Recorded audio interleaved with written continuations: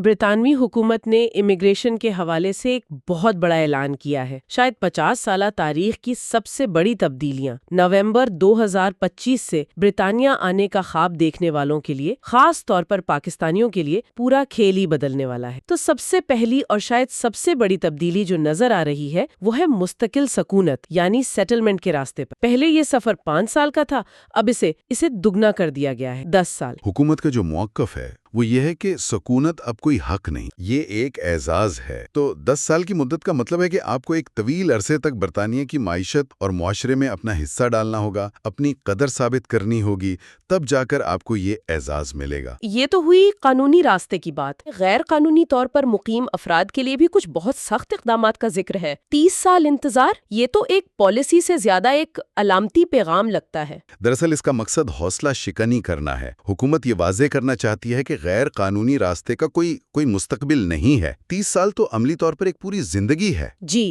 تو اس کا مطلب ہے کہ جو اس راستے پر آئے گا وہ قانونی حیثیت کے بارے میں بھول جائے۔ اب آتے ہیں اس حصے پر جو خاص طور پر پاکستان سے آنے والوں کے لیے اہم ہے۔ یہاں تو لگتا ہے کہ شرائط کا ایک پورا نیا سیٹ تیار کیا گیا ہے۔ تنخواہ کی حد بڑھا دی گئی، مہارت کی ضروریات سخت کر دی گئی ہیں، اور خاص طور پر انگریزی زبان کی شرط، یہ B1 سے B2 کی سطح پر جانا جو A لیولز کے برابر ہے۔ یہ بہت بڑا فرق ہے۔ دیکھیں B1 سطح جو ہے وہ روزمرہ کی گفتگو کے لیے کافی ہے۔ اچھا۔ لیکن B2 کا مطلب ہے کہ آپ پیچیدہ موضوعات پر بحث کر سکتے ہیں، علمی مضامین سمجھ سکتے ہیں، یعنی یہ ایک بہت بڑی تعلیمی اور پیشہ ورانہ رکاوٹ ہے تاکہ صرف اعلیٰ تعلیم یافتہ اور پیشہ ور افراد ہی اس معیار پر پورا اتر سکیں۔ برطانیہ اپنی امیگریشن پالیسی کو اعلیٰ قدر کم تعداد کے ماڈل کی طرف لے جا رہا ہے۔ وہ ایسے تارکین وطن چاہتے ہیں جو پہلے دن سے ہی نظام پر بوجھ بننے کے بجائے معیشت میں اپنا حصہ ڈالیں۔ فیملی ویزا کی سختی کا بھی یہی مطلب ہے